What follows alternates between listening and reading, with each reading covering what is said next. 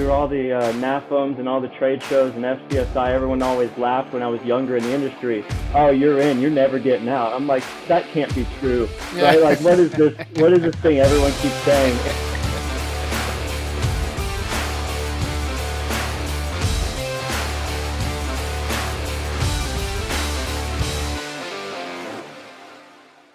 Hi, welcome to this edition of On Tap, presented by FCSI The Americas. I'm Wade Kaler, Executive Director. On Tap this week is a younger member of FCSI who's just recently returned to the food service consulting industry. He's known as a BIM leader and an up-and-coming FCSI volunteer. Please welcome Project Manager and Designer at Camacho Associates, Mr. Robert Scheibly. Hi, Robert. Welcome to the show. Hi, thank you for having me.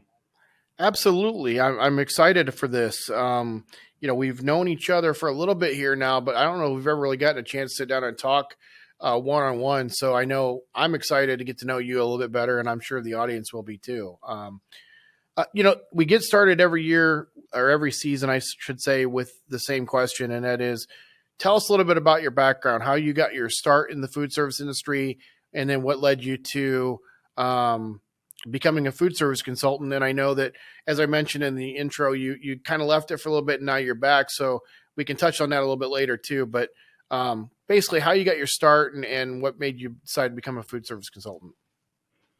Sure. So right out of high school, I had an opportunity to work for SSA as a MEP designer doing rough-in drawings. And back then, before Bluebeam ages, we used to have to hand stamp and hand copy notes from shop drawings. So that was my job, was to copy notes from other project managers in the firm and make 7 hard paper copies to mail back out to all the team members that needed them. So really just stamping and redoing that work really got me so excited about learning more about the industry. And as my career continued to progress within the firm, I learned more and more about what I wanted to do with my career. And I found that college was really the next step. So after being with the firm for a few years, went back to get my bachelor's in management information systems, focusing on business technology and database systems. After earning that degree, and through a few interesting internships, let's say, through construction and things of that nature, Publix, and all of those opportunities. And after rejoining SSA, just continued to develop my skills within the industry. Of course, it's a relationship business, so you develop those tight-knit relationships with all your partners that it takes to make this thing go around. So that just moved me forward and pushed me to grow and learn more from all the senior designers and senior project managers and our internal engineers that we had with the firm, and started developing those skills. And then when BIM came along, right, with Revit, roughly 2011 or so, we jumped right into that. And I literally opened a book and said, okay, well, I'm going to learn Revit. I'm going to open it on one screen and we're going to open the book. And that's how I did it, right? Our original intent was to make Revit work like CAD. Let's make this new thing work like our old thing. Well, that worked for a while. And then you learn the new thing works like the new thing. So that just snowballed and created this huge opportunity to advance the entire, the entire industry, really, to revamp how we see things and how we look. Yeah. I like that saying, the new thing becomes the new thing. You're exactly right. There are times when the new thing, you think you can try to replicate something and you can't. It's just something new, and it is. So then you left SSA, kind of left the not the industry by any means, but left that and got a little bit different type of experience, and now you're back at Camacho. So tell us a little bit about that journey. Yeah, sure. So it was time for our family to leave Tampa, right? We had a growing family, with one on the way, and it was time to see what else the world had for us to offer. So we did, and I had an opportunity to join a rep firm, Eaton Marketing, and became the North Florida territory sales rep. So we moved to South Georgia, where we've always wanted to live on a little bit of land. And that was my opportunity to move. So we moved our family, funny story. Moved into a camper with my wife being 9 months pregnant, so that was definitely an exciting time. She still hates me for that, but we got through it, and the career kept going. The rep world requires a lot of travel, of course, to take care of all the Yeah. customers that we needed, and I just found myself being away from the house a lot more than I needed to be, being more focused on the family and letting the career be the sacrifice in my life. Um, Yeah. so that really led to me to say, okay, well, how do I come home? How am I home more? So obviously there's limited opportunity in our small town, and there was one larger company that happened to be electrical contractors, and the electrical contractors needed a project manager through a couple of mutual friends, had an interview, and got the opportunity to work for them. So now I was local, and I had a good project management position. And Hmm. funny thing, food service won't let me go, right? Because Right, even as an exactly. industrial electrician, we are working at a meat processing facility, installing conveyor belts and packing machines and things of that nature. So even throughout my term with the electrical contractors, I was still in food service and inundated. It was on my mind, and that got me excited. I actually had an opportunity to have my own project on the side as a consultant through that, and that really just made me confirm my own thoughts of I need to get back into consulting. Yeah. Consulting is my passion, design is my passion. How do I get back in? Yeah. And then obviously Camacho had an opening and came in, and now you're working for James and his company. So Yes, it sir. all works Yes, sir. around. And it's funny how people try to leave the industry, and then so many people that work within the FCSI family or even in the food service industry as a whole. It's amazing how many people try to get out and then they end up back in it as well. I think it's because one, it's a very vast industry. There's so much to do within the industry. So you can have six different jobs within the food service industry and none of them are like the other. So it's That's a right. it's usually it's a fun gig in the industry It as well. It is, and throughout all the through all the NAFMs and all the trade shows and FCSI, everyone always laughed when I was younger in the industry. Oh, you're in, you're never getting out. I'm like, that Yeah. can't be true, right? Like, what is this? What is this thing everyone keeps saying? And here you go. It does, right? It's those. Yeah. It just brings you in the relationships and the knowledge and the Yeah. that niche of the industry just pulls you back in, and of course Yeah. all the fun we get to have together is Yep. definitely a benefit. So I agree. I agree. So when you're designing something from scratch, and I probably know the answer to this, but I'm going to ask it anyway. What's your method of madness when it comes to working? Are you straight into Revit now and start from scratch in there, or do you sketch something out on paper and then start to build it, or are you still in AutoCAD, or how do you get? We know that the end unit's going to be Revit, but where do you start at? Does it start there and end there, or did you start somewhere else still? personally, I typically start in Revit.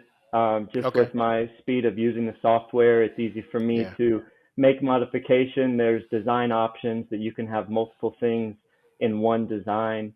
That's not always the case though, right? Sometimes we still Yeah. have sketch paper, right? We print it out and we're Mm-hmm. sketching to get the concept. Sometimes you can't feel what the project needs to be without going back to handwriting.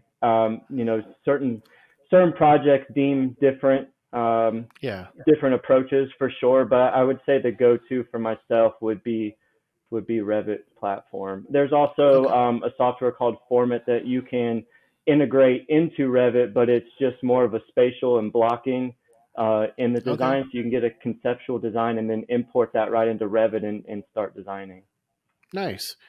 Um, who, or maybe there's more than one even, so I don't want to put you on this tight of a spot, but who's been your greatest influence so far in your young career? Yeah, I really can't name one person to be honest with you. They're all Yeah. different for different reasons. Yeah. Obviously, Ken Schwartz giving me a start and just his creativity and knowledge in getting kicked off has been Yeah. amazing. Right, Yeah. SSA was my home base to start. So Howard Yeah. Stanford and David Hensel, between those three, there was nothing really that we couldn't figure out, and I just learned Yeah. so much. I feel like my ladder didn't have any middle steps in it. I really feel like I started at the bottom, and I was just right up there at the top of Yeah. it. I agree. I agree. And I know you're not with them, but they still speak your praises all the time. And it's good to know we at least know who to blame for getting you started in the food service industry.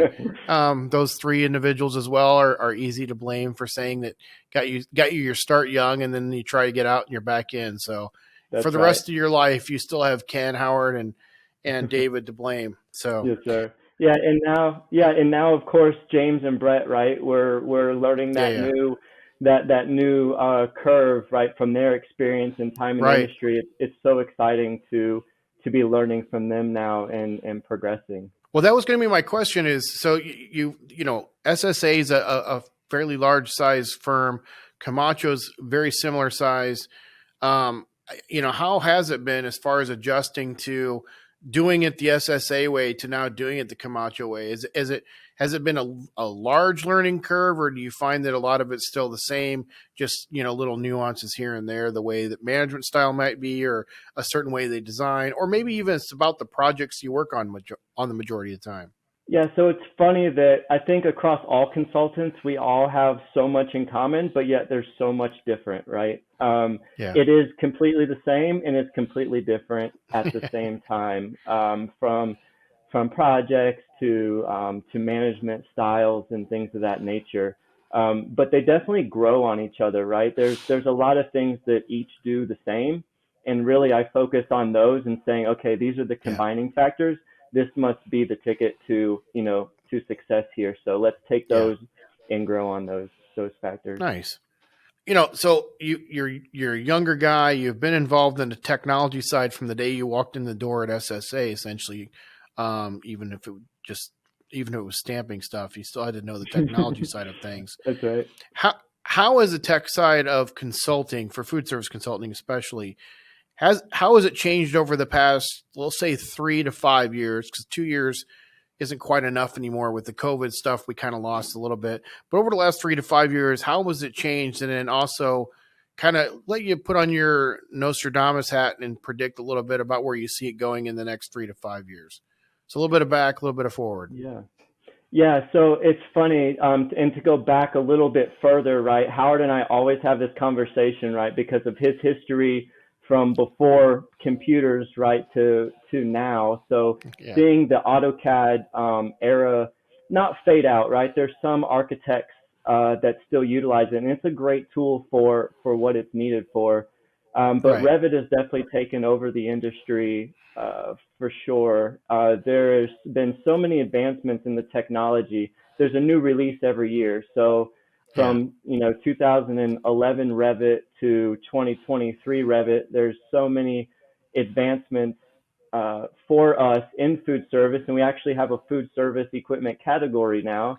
Right. Which is a big deal because that took a lot of Yeah. effort for Autodesk, a big software company, to understand our need. Yeah. So I really think that we're going to continue to grow and develop in the software, right? The VR is the up and coming, right? As we saw at the Yeah. symposium, that's really the next step. Like when Revit hit the market, the 3D views and client reviews with 3D, that was the game changer, right? You could Right. now not only see in 2D, now you're going to see your designs live in 3D. The clients Right. can understand better, you understand better. There's less oh, I didn't want that in the design after it's Right. installed. It's okay, we understand Yeah. it. That's what we wanted. Great. So the VR, right? It's going to keep advancing. Right now, it's not as complicated. I think the biggest jump in the last 3 to 5 years has been that aspect of it. Revit is always Yeah. going to be developing, but the VR, the ease of it, right? The technology from the goggles. Now they're less expensive to where you can preload Right. a file and send it out to a client. I mean, what kind of customer service can our consultants Right. provide that you're sending your designs out in a pair of goggles that's 3D? That just it amazes me and excites us about what Yeah. is next. So if we have that technology available now, and of course all the rendering tools and tools that Right. were available to us it's really exciting. Now, in the future, really, Revit's going to be around for a while, but there's always going to be that next task, right? There's Right. from the drafting board, then AutoCAD, then Revit. I think in the future there's going to be something else besides Revit. Revit's not only 3D modeling, it's building information modeling. So all your Right. information for that project is housed in the model. And I think more and more that's going to be important and be utilized by the industry because we kind of adjust to the architectural and engineering world as software develops. If they start off in Right. something new, then we're all going to have to jump into that new thing and figure it out. Yeah. I think the thing we have to do now is we have to figure out with the 3D goggles and with gloves that'll come out as well, how to create a software that allows Howard and James and them to go back and just redraw stuff with using the VR goggles. Because then they can Yeah, feel like they got back to where they're drawing on paper to feel comfortable how old they are. And now that they can would be. actually draw it in VR. Yeah, that would be really awesome. I think that's in the future definitely. Yeah. Yeah. You Well, know, from for the rep side too, I know the reps are working a lot with the manufacturers to have those visual aid tools to be able to yeah. drag and drop almost piecemeal equipment to where Right. almost the end users can put things together. So Yeah. Yeah. With Howard, we might actually have to go back to the rocks and stone drawings too. I don't know. He's a little bit older than James, I believe, anyway. So may have to even make it a little bit further. So anyway, yeah, I little agree. little fun at their expense. What what is one thing about Robert that no one would ever guess? Whether it's a hobby or an interest or something like that. What is something that nobody, if they just got to know you or something, would never guess about you? We own our own farm business. We are getting into beef production and sell chicken Wow. eggs and getting into farming. Farming means a lot to us. Rodeo means a lot to us. So we're kind of develop our lives around those things. Nice. Um, well, you're a younger person, so I really want to hear what your opinion is on this as well, because I've been asking everybody this in season 5, and that is, what's one piece of advice you give to anyone thinking of becoming a food service consultant, regardless whether they're straight out of college, in your case in high school, which is unheard of a lot of times, but somebody coming out of college, or maybe even somebody that's been in industry for 10, 15 years and now looking to do a career change. What's one piece of advice you give to somebody thinking of becoming a consultant? Be patient. Be confident and be patient. Right? It takes at Yeah. least 5 years to truly understand what you're doing. There's so many different aspects to the consulting world. Come in knowing one piece of that. Yeah. Either know what equipment is, know the software, or know something from the construction side or engineering side. That would be the best thing to know. One of those legs to learn Nice. and grow the others. So, as a younger member of FCSI and somebody that's been around for a few years now, what is something that FCSI can do, or what are some things that FCSI can do better to service our younger members within the association? Yeah, so I'm really excited by this question, right? We really need the younger generation to get into the industry and to learn. So myself, right at 40 and under 40, right about the 40 age, right? I really see like we're the next generation up and coming. So it's our duty to bridge the gap between the brand new and the experienced.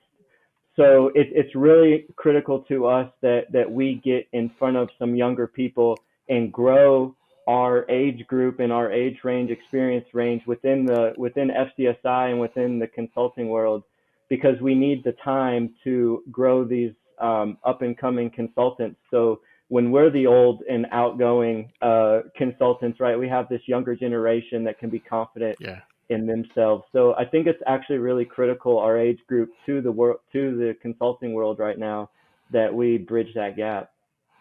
I completely agree, and I'm seeing it myself because I've been around now. I've been executive director for 13 years now, and um, I'm seeing the generation of your ages now, which were the around the 40-year olds, 35 to 45 roughly. Hmm. They're all getting into leadership roles now. So the Hmm. board, committee leaders, things of that nature. they're the ones that are in the leadership now. Whereas, when I first started, it was the group that is the Howards of the world. Well, actually, Hmm. Howard was there way before that even. But I am seeing the generational turnover within the association, which is exciting to see. And I agree with you 100%. We need to make sure we keep that generational, uh, not gap, but the generational merger going. Meaning, Hmm. you've got to bring in younger people from you. You've got to keep going with the older people that are in their 50s and stuff like that, and Hmm. just to keep that FCSI and that association moving forward. So I'm glad to hear you say that. Um, that's all the formal questions I got for you. But as you know, I don't end on formal questions. We have to have a little bit of fun at the end. This year in season 5, I've gone out and kind of dragged in some of the questions we've used over seasons 1 through 4, some of the Okay. best of. So some of these you may have heard, some of them you may not have heard, but we'll just jump right into it. And the first one I've got is, would you rather be able to teleport anywhere in the world or be able to read minds? I think teleport. I agree. I Definitely think get to where you need to be.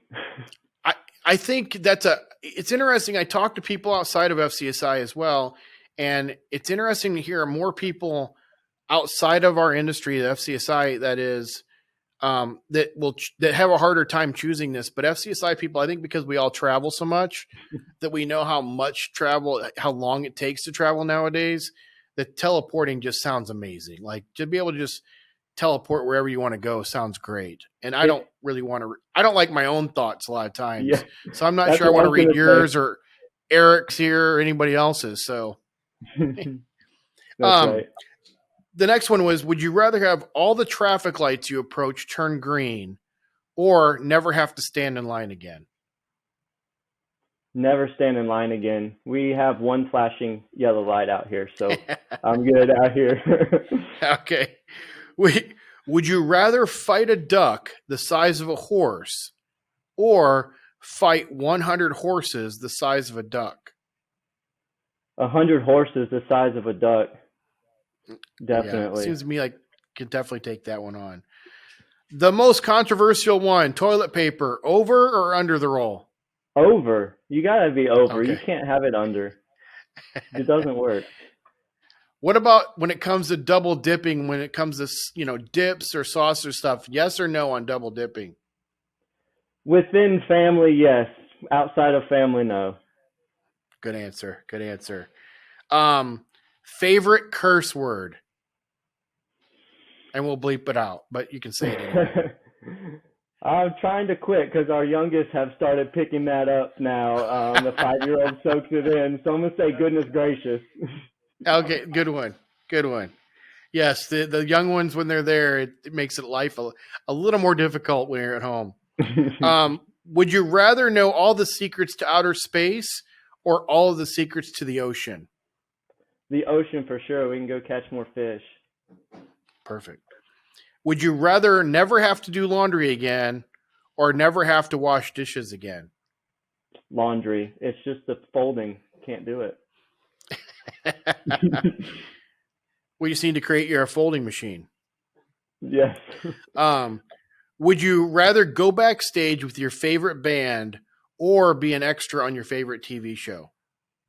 TV show. It'd be awesome. The Dukes of Hazzard sliding across the hood with Bo Good, Duke.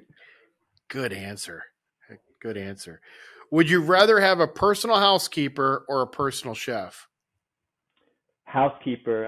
I do all the cooking, so someone to Okay. do the laundry and the folding, Well, and you please. got 2 young kids, everything else. Housekeeper Yes. sounds pretty good, doesn't it? Yes, for sure. They know how to make a mess. Exactly. Would you rather always have an annoying song stuck in your head or have an itch that you can't reach? Annoying song stuck in my head because you got to get to the Okay. itch. I agree. And the last one for you, would you rather give up your cell phone for an entire month or give up bathing for an entire month? Oh, the cell phone. That's the easy one. I wish I could just turn it. It's Ex- just turn it off. I agree. Well, before I let you go, Robert, tell everybody how they can find out more information about you and Camacho. Sure. So Camacho's at CamachoUSA.com, and myself on LinkedIn or Facebook. Robert Scheibly. You can find me there and look through my background and some family pictures. Well, that wraps up this edition of On Tap presented by FCSI The Americas. A special thanks to Robert for joining us today on our show. If you enjoyed this episode, please make sure to like and subscribe to our channel. Also, help us out by sharing these episodes in your social media feeds. Until our next episode, cheers.